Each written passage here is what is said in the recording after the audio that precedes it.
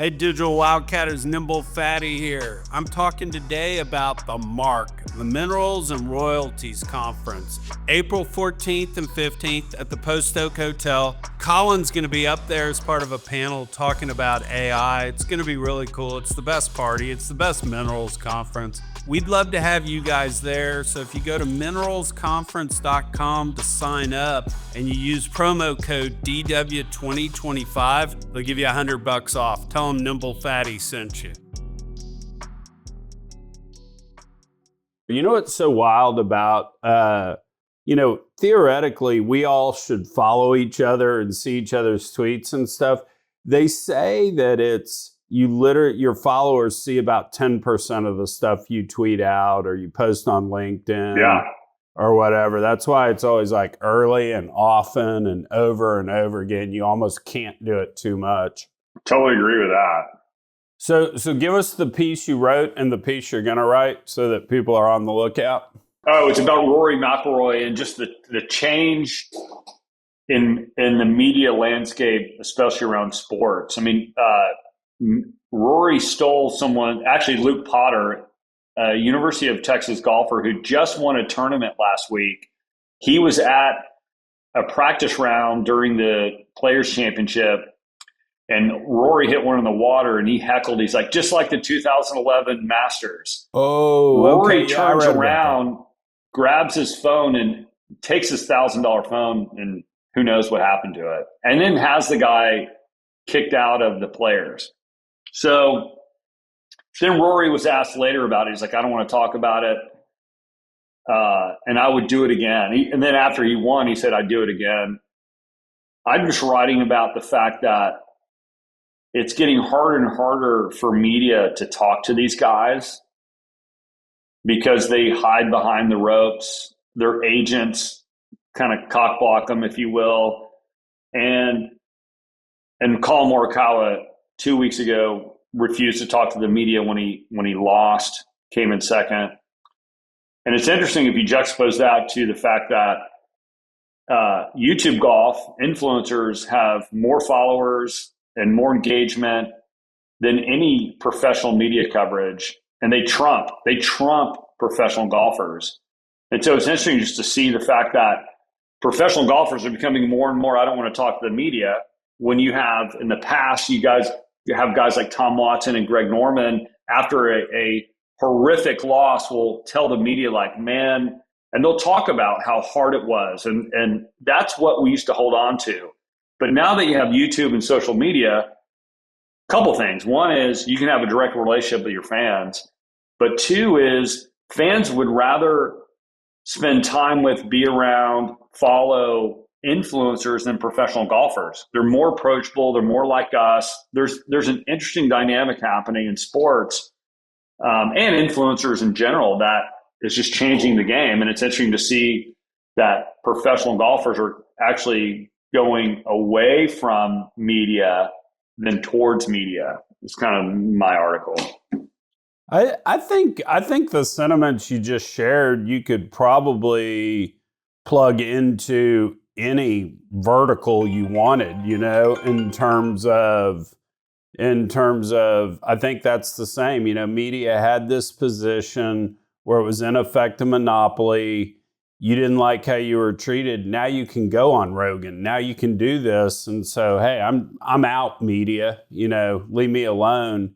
And you've seen the rise of influencers in every industry, the three of us in oil, for instance, And you mitigate the risk of getting soundbited or taken out of context if you're out there, with the full measure of what your comments are. And I find it interesting that Rory is, I think he's proven to be one of the thinner skinned professional athletes out there.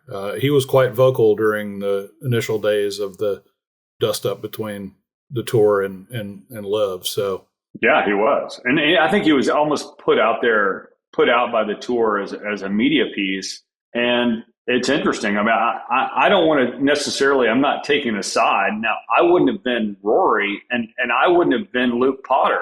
I'm laughing with Luke because go Horns. Number two, Man, what a bold move to heckle. If I hit it in the water and someone heckled me, I'd laugh. Like, that's how I play golf. Now, I'm not a professional like Rory is, but I did shoot 5 under at Herman Park yesterday. So a couple chip ins, but props to you from the tips, but it's still Herman Park. Going to give you that. So one more on this. I think, is it Anthony Kim who's been providing a lot of access? Anthony Kim, I love the guy because he does write about, he's open. Yeah, he does. Yeah. That's right.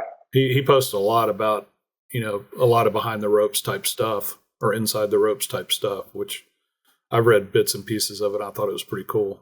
Anybody that's ever played the game on the heckler side should know that with a full gallery and under pressure and from the tips and tournament conditions, some of these courses that it's. Well, what's interesting is that might even have helped Rory thrive by being that way. I mean, that's one of the things that to watch is he won the tournament after that. It didn't seem to bother him at all. Maybe it made him play better, but it's just interesting because when I went, you go to a good golf event or a Barstool Sports 4-play golf event, there's a ton of fans that they're there because they want to be around the influencers because the influencers are famous, but just like them. And we watch professional golf part because we're in awe at how good they are and it's the best of the best, but we definitely don't relate to them. It's not relatable. Like, it's not relatable if you heckled me, I'd come steal your phone and have you kicked out. I'd laugh with you, maybe throw something at you if I was upset, but it's sort of part of golf. That the thing is, in professional golf, people say, well, that's not part of golf. I'm like, it actually has always been part of golf. Like, we heckle. I mean, Tiger Woods was the king of needles. We needle people all the time. We heckle people all the time. Professionals heckle each other all the time. It's an unwritten rule. I think that's a good article, by the way. But I think that's part of what's interesting is it's who's inside the ropes and who's outside. And it happened to be actually a really good golfer who wants to play on tour someday, Luke Potter, who had to apologize immediately because he knew his reputation's at stake if he was out there, So now he had apologized to the tour and say, I'm sorry, I didn't mean it, because he's worried about what they're going to do to him someday. It still all comes back to, I think the greatest smack talker of all time was Larry Bird. So I'm all for it. Let him talk smack. It's good stuff. Yeah. Amen. Exactly. Yeah. What's the most famous Bird one? At least the one that I remember is he walks into the locker room during the All-Star game right before the 3-point shootout and looks around and says, "Which one of you coming in second?" Yeah. The other, and he did win it. The other one, I forget who he was talking to. It was Magic or Isaiah or one of the, or I think it might have even been Charles Barkley. He pulled Barkley aside and he said, "Man, why are you doing this? You're just disrespecting me. You got a white guy covering me. Come on, man. There's not another white guy out there that can cover me." And yeah, he was great. Dude, the Michael Jordan, like if you followed stuff on Twitter on Jordan, the Jordan stuff is just bar none, especially around the LeBron James. Is he as good as Jordan? Jordan, dude, that guy is beyond measure, beyond untouchable about how great he was and competitive, and how if anyone irked him, he would just take it out on them. It's hilarious. And it's 24/7 with him. My old partner, Jerry Castellini, used to play in some of the famous or infamous foursomes at Bobolink in Chicago, and Jordan would show up occasionally, and it's every hole, every shot. And it's everything in his life. I mean, literally, he is competitive at everything. Yeah, Jordan. I mean, supposedly at the Olympics, the Dream Team. I mean, they were getting into punching matches in practice because people were going at him. So yeah, good stuff. Speaking of, we should talk about the Iranians and the Houthis. Yeah, let's do it. Didn't think I'd work that that was quite a transition. Thank you. Exactly. Didn't have that on the bingo card. Fire away, Mark. From Bulls and Celtics to Pirates. Yeah, the U.S. initiated, I think it was 30 airstrikes over the weekend and basically targeted at, terrorist training facilities and command and control facilities for drones, et cetera. And this is really a message to Iran about, an escalation in attacks, which they certainly have been the full, somewhat clandestine backers of over a long period of time as this flare up in the Middle East, really notably in Gaza, has taken hold. And, that this was not kind of an all-out campaign as emphasized, but it was a strong message, at least intended by the president to the Iranians, directly saying, look, you need to quit meddling with American interests, American ships, and basically commerce traveling through that region. So, we'll see. Another example of some type of military activity in that region not having any kind of meaningful impact on crude. And I guess if we're tamping down the risk to shipping in that area, maybe it's a bearish sign.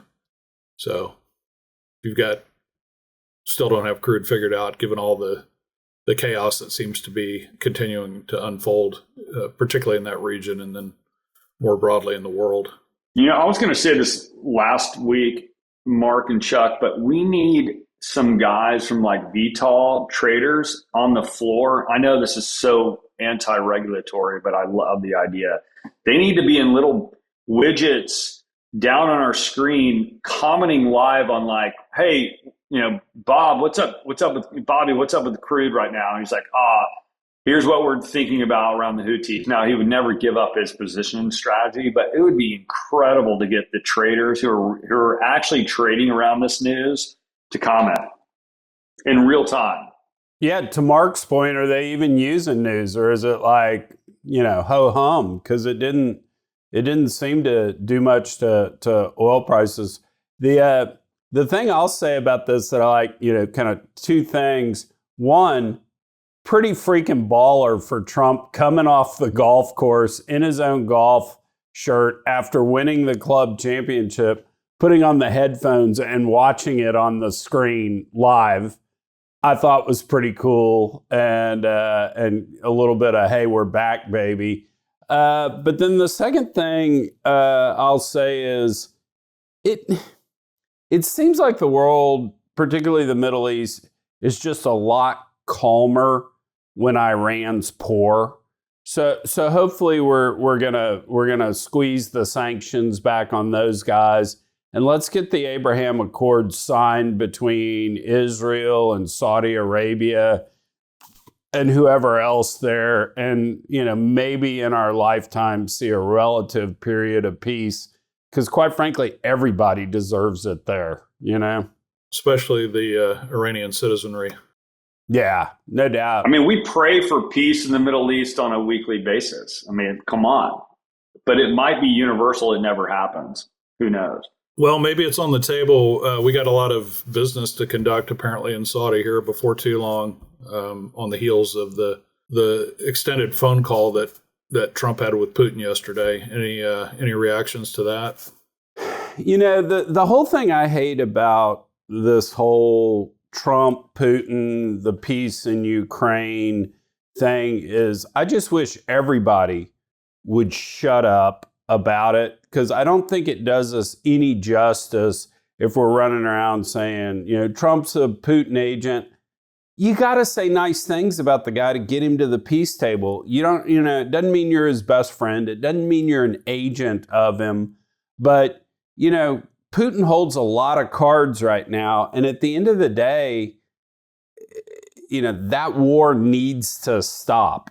And, at the end of the day, and if it's such a great war, you can go sign up. Zelensky said anybody can come join my army that they want. This thing needs to stop. And so I just wish we'd all kind of shut up.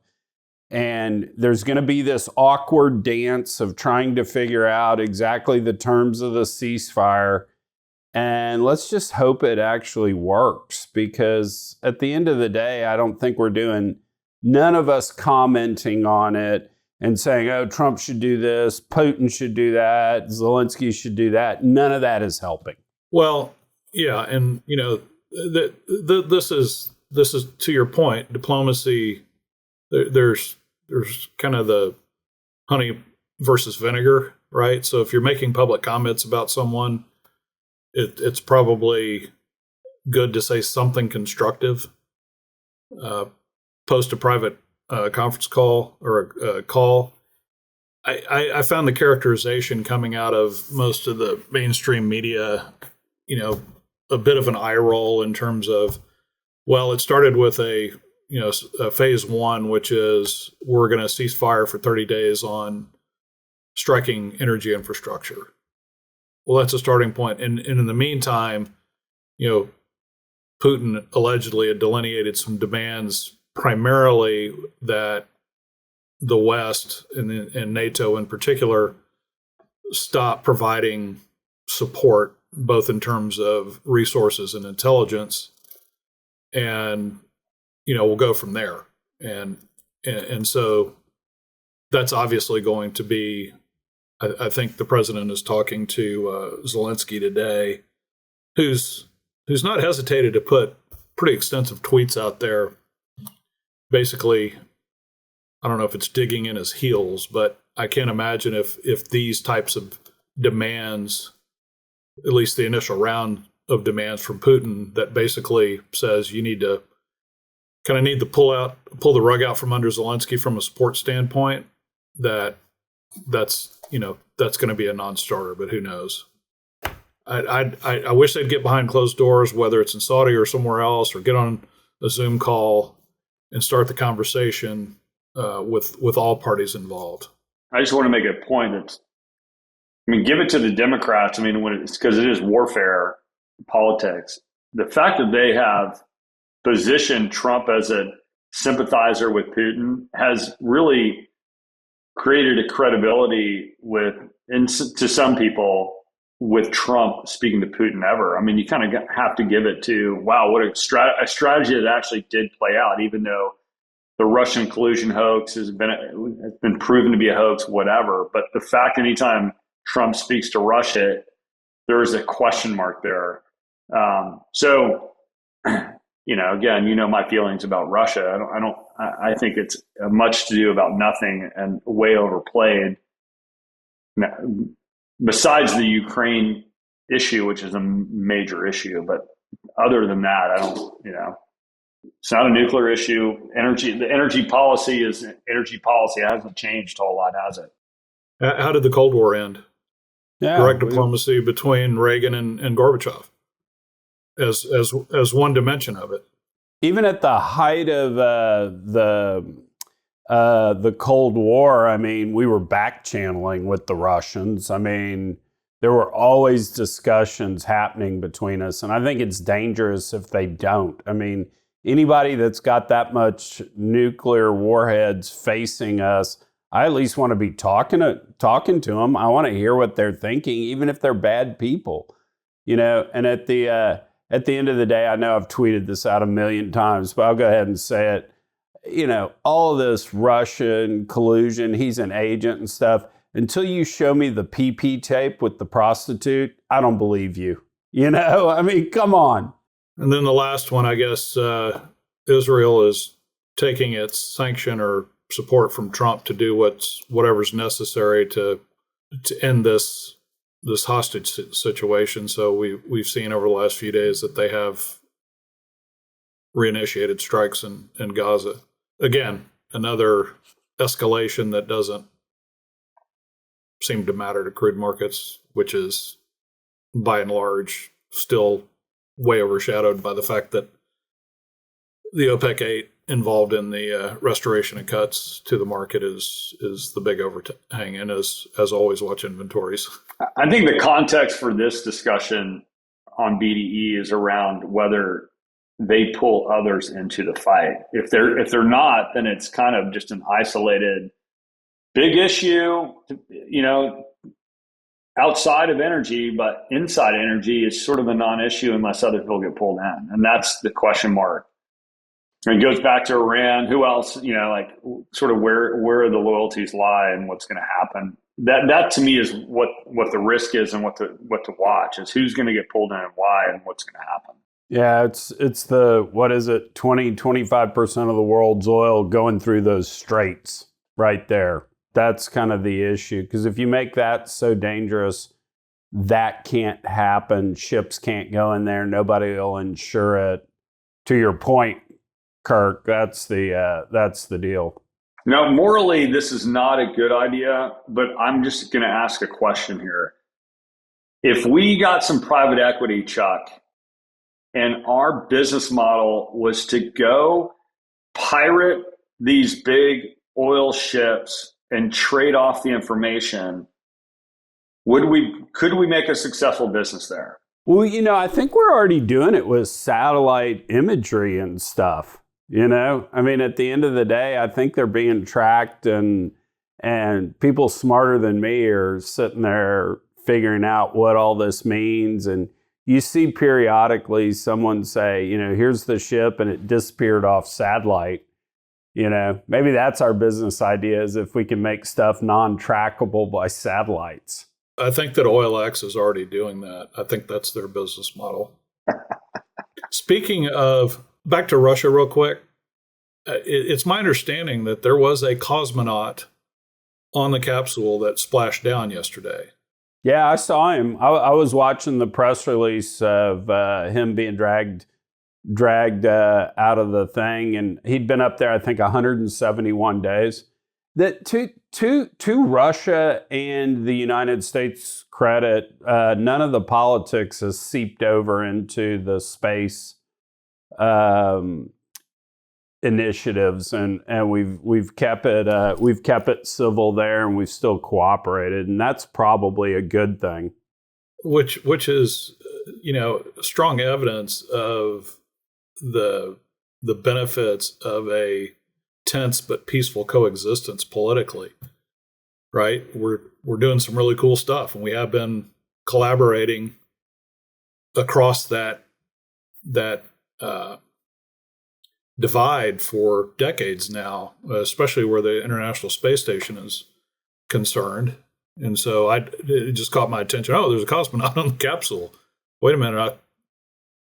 Does that also mean that the president is a Putin agent or a mouthpiece? We've been doing this stuff for decades.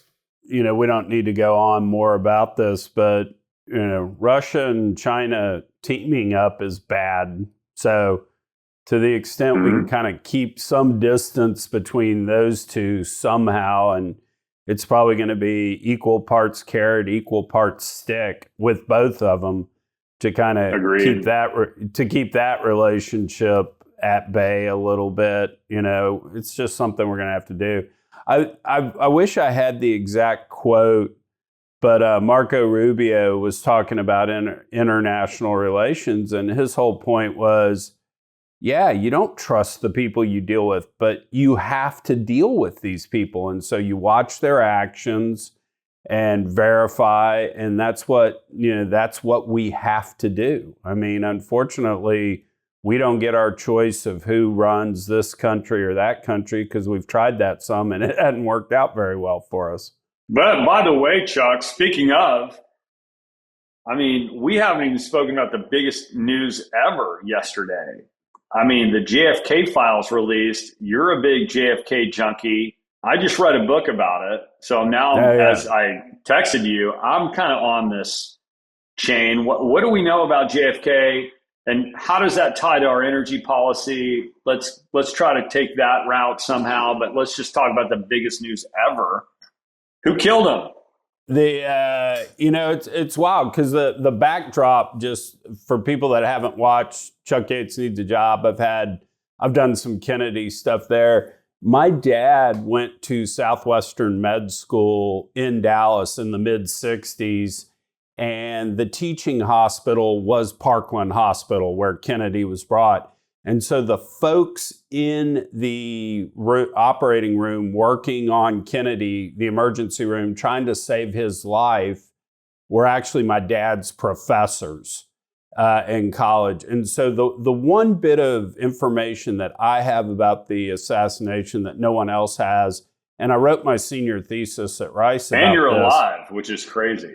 Yeah, which means I'm wrong. That was actually the premise of my thesis is if you said something about the Kennedy assassination and you died mysteriously, you were right. You're right.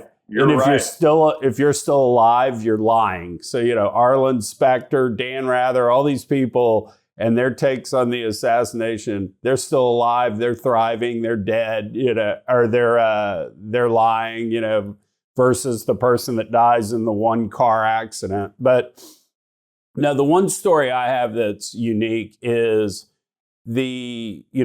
Oswald would not have been charged with a federal crime. He would have been charged by the state of Texas for murder. Right. It wasn't against the federal law to shoot the president. It is now.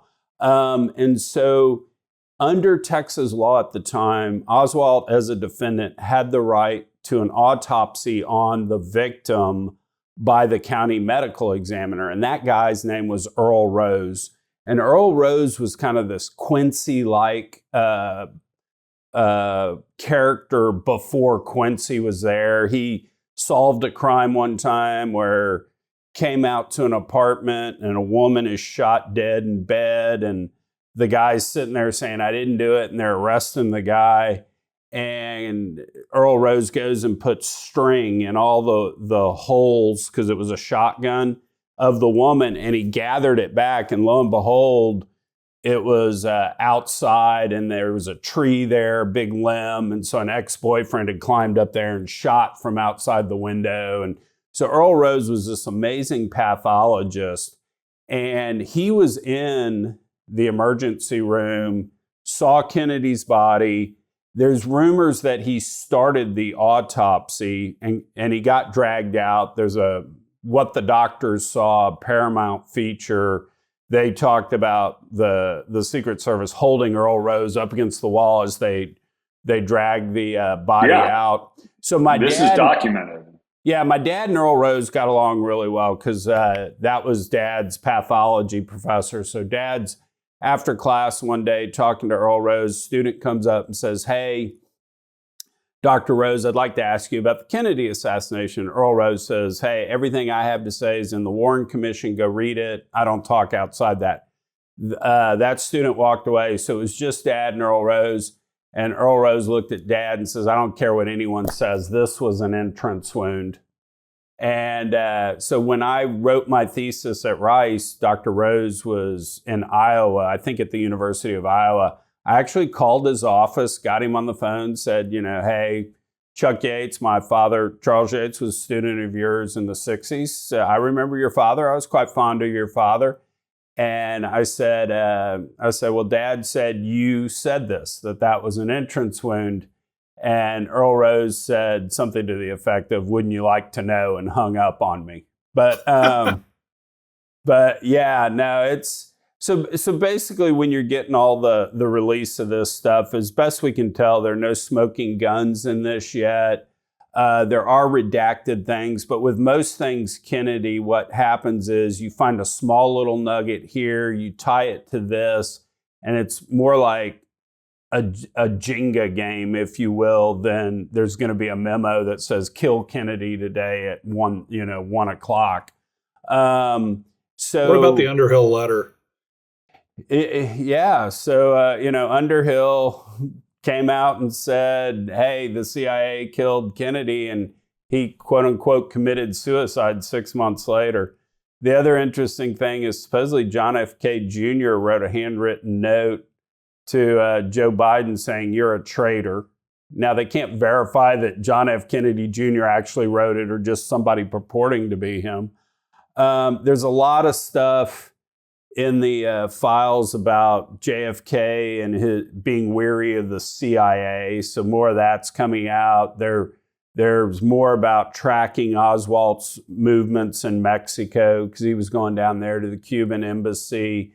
None of the IRS records have come out yet, so that's kind of a thing that the conspiracy folks are looking for. But so far no smoking guns. What the one thing I'll close on is Kash Patel, our new FBI director. He's actually read all of the Kennedy files. And when he was asked about it, he said, well, I can't talk about it. That said, you're not going to learn anything more about the assassination, but you will be shocked with what you learn. So people have kind of thought that the reason these things haven't been released yet is not so much about the assassination, but maybe practices and methods by the CIA, or maybe who were CIA agents or informants and stuff. And so I think that's, as this stuff continues to get released, that's probably what we're going to see. I'm just curious about why the Secret Service pulled Kennedy's body out of the autopsy room.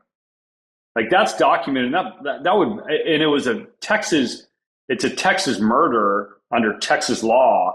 And it's under law, they had to do the autopsy in Texas, but they didn't, the Secret Service wouldn't allow them to perform the autopsy. That to me is stinks. So it does stink, and let me say this, I will defend LBJ here. At least, one of the scenarios by the CIA is that when the Russians invade, they shoot our leader, and then they launch nuclear bombs at us. So this is before the age of instantaneous communication. Kennedy is shot. Johnson is sitting there going, what the hell? Get me back to DC. Jackie's like, I'm not going without his body. And LBJ is like, I am not leaving Jackie in Dallas grieving in a blood-stained dress while I fly back to DC. He looked at the Secret Service and said, go get the fucking body and let's get the hell out of here. And literally when LBJ landed in DC, that was his first question, are nukes on the way? So I'm defending LBJ here. I get it kind of stinks, but at the same time, I understand it. That being said, as a Texan, I'm going to be really disappointed if LBJ wasn't involved somehow. Dude, LBJ rigged the election at Southwest Teachers College to when he was at university there. So I'm like, he's corrupt. So somewhere there is something, he's involved somehow. But read about his 1948 Senate victory, the ballot box in the bank that burned down. I think it was in Jim Wells County. That's why they call him Landslide Lyndon. Yeah, there we go. No, totally understood the power of government and how to win friends and influence. But LBJ was one of a kind. But so I tweeted out this morning. I asked Kash Patel if he'd come on the podcast now that the documents are released and just tell me what he was talking about. Well, cool, boys. We'll get to Alaska next week. I'm dropping a podcast sometime soon with Colin Grabow from the Cato Institute. He's the anti-Jones Act dude that I've done a podcast with before. And anyway, he went through just all the energy ramifications from the Jones Act, like Hawaii has to buy propane from Libya. And part of this whole Alaska story is they want to build this pipeline. The only reason they need a pipeline is there are no Jones Act compliant LNG tankers out there where Alaska could just ship to itself, So unfortunately, we need an exception there. So yeah, you do have the issue of not fully ice-free waterways up around the North Slope where all the gas is. Yeah. But yeah, and I just did a quick calculation. There's 35 TCF of gas that sits in the gas cap at Prudhoe.